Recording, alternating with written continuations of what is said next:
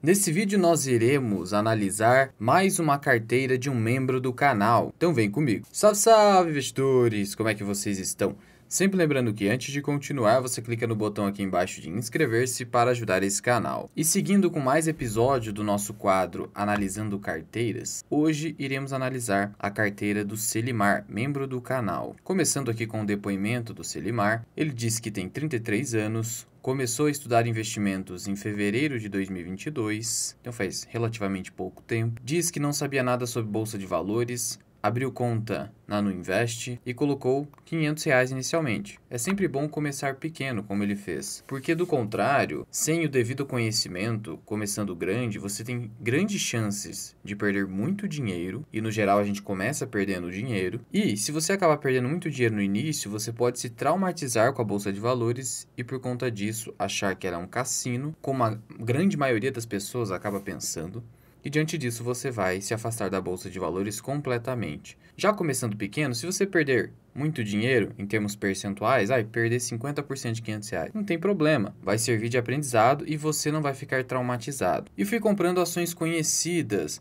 No geral, a gente acaba comprando aquelas ações que são muito faladas, principalmente pelos influenciadores mais antigos, como por exemplo, Magazine Luiza, Ambev, Vivo, Fleury, essas mais conhecidas. E no geral elas não dão um bom retorno mais como deram no passado. Eles se baseiam exclusivamente no passado e ficam recomendando para os tempos atuais, mas os tempos mudam. E por falta de conhecimento, quando ela se valorizava alguns reais durante a semana, eu já vendia. Ou seja, ele achava que para você ganhar dinheiro na bolsa de valores, você aguardava uma valorização de 5%, vamos colocar aqui, e já vendia dentro de uma semana, ou seja, ele começou fazendo swing trade. Disse que comprou muitas ações ao longo desses mais de um ano, até que em setembro do ano de 2022, então ele ficou de fevereiro até setembro fazendo swing trade no geral.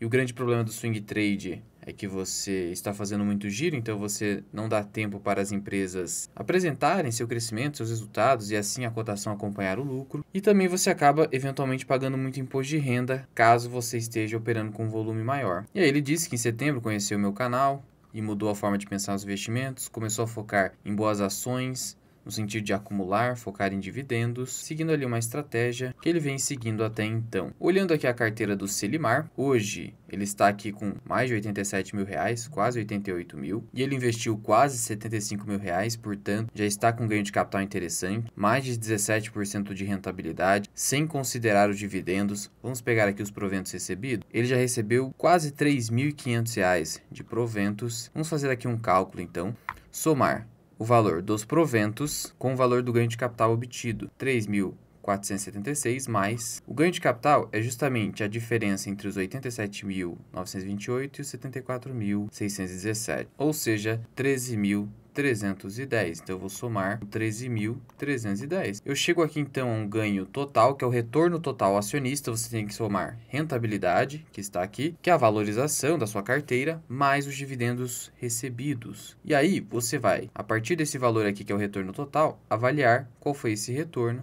sobre o valor aplicado, que foi de 74.617. E como você faz isso numa calculadora? Muito simples. Basta que você pegue aqui os 74.617,75. E como que você faz isso? Muito simples. Basta que você some aqui o saldo bruto com o valor percebido de dividendo. Você pode fazer dessa forma, por exemplo, 87.928 mais, vamos arredondar para 3.500, ou seja, 91.420, 91.400. Agora eu vou dividir pelos 74.617. E aí eu vou tirar esse 1 aqui da faturação. E é só tirar o 1, trazer essa vírgula duas casas após a vírgula, trazer ela aqui, fica 22,5%. Portanto, o retorno total que ele teve até o momento foi de 22,5%. Vamos dar uma olhada aqui na evolução da carteira dele. É uma carteira exclusivamente de ações. Veja que em setembro ele conheceu o canal e a partir de outubro já começou a aportar fortemente. Já aplicou R$18 mil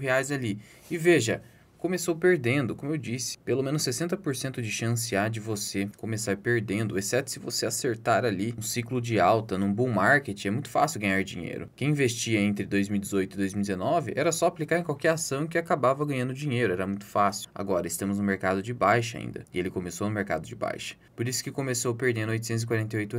E aí subiu para uma perda de 918, mas continuou aportando. Subiu para 1.800, continuou aportando. Aí ficou positivo aqui nesse mês de janeiro de 2023, voltou a ficar negativo, ainda negativo, mas o patrimônio crescendo, porque veja, os aportes superam essa rentabilidade negativa. Veja como os aportes são a parte mais importante. Depois, em abril, já ficou bem positivo. Maio, ainda mais. Junho, nem se fala, R$ 12.000 de ganho de capital. Julho, a mesma situação.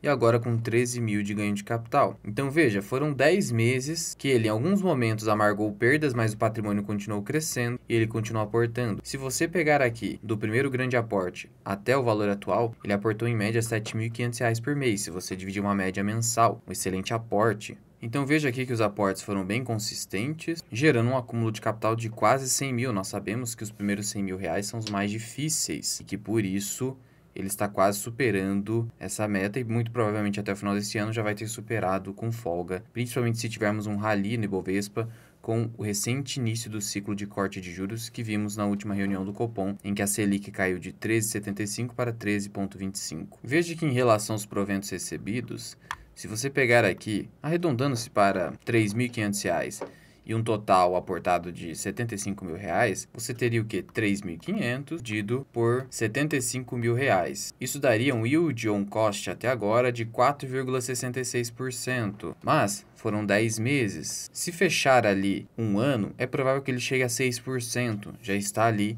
num bom yield on cost. A meta deve ser entre 7% a 8%, porque conseguindo isso ao longo do tempo, você vai conseguir ter um excelente dividendo quando seu patrimônio ficar bastante elevado. Mais um detalhe, disse aqui que a carteira é composta de 100% ações. Espero que ele tenha pelo menos a reserva de emergência. Isso é muito importante. Vimos no outro episódio com o Alex Alvarenga que ele precisou em determinado mês realizar vendas justamente porque estava sem reserva de emergência. Então isso é muito importante, além do fato de que você deve minorar o máximo possível suas dívidas para continuar investindo. O episódio do Alex vai estar aqui no card. Em relação aos lançamentos que ele realizou, você vai perceber que tem inúmeros lançamentos. Se você pegar aqui a última coluna, você vai perceber que inicialmente ele fez várias compras, foi comprando aqui e depois começou a realizar vendas. Comprava, realizava algumas vendas, mas são inúmeros lançamentos. Até que finalmente ele chegou aqui nesses últimos lançamentos, ele fez últimas vendas aqui de Klabin, Uzi Minas e Banrisul. Banrisul provavelmente por conta do ganho de capital. O Banrisul chegou a um patamar de preços que dificilmente vai ter um upside de valorização, mas ainda paga um bom dividendo, tudo bem, é um movimento aceitável. E agora focou mais em aportes em BB Seguridade. Vamos olhar aqui então para a carteira dele. Como eu disse, exclusivamente ações. Uma carteira enxuta, como deve ser, diante desse tamanho de patrimônio. Quanto maior for o seu patrimônio, mais você consegue inserir ativos na carteira. Mas ele está aqui num tamanho ideal de carteira. Ele tem 10 ativos, maravilha. Eu diria que a cada R$ 10.000 você ter um ativo, tá ótimo. Então até os R$ 100.000 ali de carteira, ele manter esses 10 ativos, tá ótimo, não precisa procurar outras oportunidades. Veja que o foco dele efetivamente são dividendos. Ele tem setor bancário com o Banco do Brasil, setor de seguros com o BB Seguridade e Caixa Seguridade. Ele tem setor elétrico com o CEMIG, que é uma distribuidora. Também tem operação de geração e transmissão. Tem a Taesa, que é uma transmissora. Tem banco ainda com Santander. Tem ainda a distribuidora com Copel. Faltou só eventual posicionamento aqui, se for seguir estritamente o que o Barsi fala. Alguma ação do segmento de energia que não seja energia elétrica, como por exemplo Cosan, Raízen, Vibra, mas não é indispensável, tá? Como eu disse, ele ainda está construindo a carteira, não precisa ter pressa para fazer a diversificação. A única ação que poderíamos dizer é setor de energia, Petrobras. Sim, esse ponto ele está posicionado no setor de energia, mas no caso a Petrobras, o Barsi não gosta, tem os motivos dele, e hoje a Petrobras está mais arriscada, mas veja, o risco é proporcional ao preço, e ele pagou um preço até que interessante. mas hoje eu teria mais cautela em relação à Petrobras. Ela até publicou uma nova política de dividendos que abaixou o pagamento dos dividendos de 60% do fluxo de caixa livre para 45% do fluxo de caixa livre, então teve uma redução. Abriu a possibilidade de recompra de ações, mas ainda não se sabe como isso será feito. Mas a minha grande preocupação é a nova política de preços. A política de dividendos deu uma reduzida, mas tudo bem. O mercado esperava até pior do que isso. Mas a nova política de preços não tem tanta transparência e pode eventualmente impactar negativamente os resultados de Petrobras. Por isso é importante manter cautela com a companhia, ir extraindo seus dividendos e com esses dividendos não reinserir na empresa por enquanto, reinserir em outras companhias. Por isso, como regra, a gente pega os dividendos e aplica na própria empresa, exceto se tiver alguma situação que justifique aplicar em outra, como por exemplo preço teto ou a situação da Petrobras, em que há um risco político excessivo. A única ação negativa aqui da carteira do Selimar no momento é Taesa, e que por isso poderia ser agora o foco de novos aportes para ajustar o preço médio. Eu sempre digo, só vale a pena fazer o famoso médio para trás caso seja uma boa empresa, e a Taesa é uma boa empresa, publicou recentemente novos dividendos, não são dividendos enormes. Aqui no caso de Taesa 3 e 4, que é o que está aqui na carteira dele, a 4, a Taesa anunciou aqui esse total aqui de 30 centavos em proventos, serão 20 centavos em JCP e 9 centavos em dividendo. No JCP você precisa pegar o valor líquido. Como que você faz isso? Pode copiar aqui, colocar aqui na sua calculadora e aplicar uma taxa de 0,85, porque você está tirando 15%. Então, é esse valor aqui, 17 centavos e alguns quebradinhos. Aí você soma com esses dividendos e você chega aqui a 27 centavos por ação. Nesse momento, o Taesa segue subindo um pouquinho a 12,17. Vamos colocar 12,15 aqui. Você dividiu então por 12,15, é um provento baixo, 2,2%. Esse não é um ano de altos proventos com Taesa, porque a dívida da companhia cresceu bastante e ela precisa buscar novos investimentos, não dá para ficar destravando tantos dividendos nesse momento. Mas veja que isso não é algo a se preocupar. Se você for aqui dentro do site Relações com Investidores da Taesa em remuneração aos acionistas, você vai perceber o seguinte, que em determinados anos você teve yields bem abaixo do que é costumeiro com Taesa, 4% em 2010, 7,8% em 2012, 6,1% em 2019. Nesse ano, houve ali um pagamento de 44 centavos, mais esses 27, podemos ter um yield próximo de 6 a 7%, como foi aqui o ano de 2012. Então, está dentro do que acontece em alguns momentos com Taesa, mas na média, ela conseguiu pagar um yield de 10%. E os resultados recentemente publicados por Taesa foram até que interessantes, não maravilhosos, mas vieram dentro do esperado. O que aconteceu? A métrica que você deve olhar para a Taesa é o EBITDA regulatório, é isso que importa.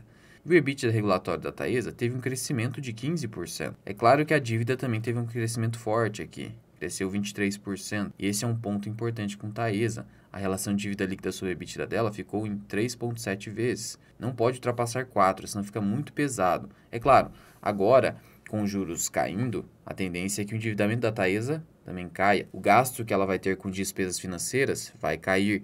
Isso tende a aumentar o lucro, estimular a alavancagem e possibilitar que ela faça novos investimentos, porque 2030 está perto e temos concessões a vencer. De qualquer forma, o que foi bom aqui com Taesa é que mesmo com o IGPM sob deflação, ela conseguiu ter um aumento da sua RAP operacional, do seu EBITDA regulatório. O IFRS acabou caindo. Esqueça o IFRS, ele é só utilizado para fins de dividendo. Até por isso que os dividendos tendem a ser baixos, porque os dividendos de Taesa são baseados no resultado IFRS e que está com bastante queda, por isso os dividendos tendem a ser mais baixos também nesse ano, além da alta dívida. Por hora, então, eu não vejo motivos para ter tanta preocupação com Taesa e que, por isso, ela mereceria aqui para fins de balanceamento inteligente, que é aquele balanceamento que você não faz nenhuma venda, só compra aquela posição boa que está com prejuízo na carteira. No caso, a carteira dele, eu, sem constituir recomendação, faria, se fosse comigo, aportes em Taesa para fins de balancear o prejuízo. E quanto às demais ações da carteira, uma carteira muito pé no chão, somente boas empresas aqui presentes. A única talvez exceção hoje seria o Santander, mas não é algo ruim, algo que deva se preocupar. Eu só não teria uma grande participação em Santander, até porque você já tem aqui uma grande participação em Banco do Brasil, que tem perspectiva de pagar muito mais dividendos e até mesmo de crescer bem mais a sua carteira de crédito do que o Santander. Uma carteira de crédito com qualidade, porque de nada adianta um crescimento da carteira de crédito ruim, como foi o caso do Santander nesses últimos 2 anos. No balanço geral, eu diria que o Selimar merece parabéns, porque ele está indo muito bem e, inclusive, conseguiu consertar muito rapidamente uma postura de especulador, não perdeu dinheiro por conta disso e agora vem sendo muito consistente. E rapidamente ultrapassará os 100 mil reais, assim como provavelmente passará a perceber a título de dividendos anuais entre 7 a 8 mil reais. E isso é muito bacana ver esse crescimento. E caso você queira ter a chance de ter a sua carteira analisada por mim, considere se tornar membro do canal associado Mirai.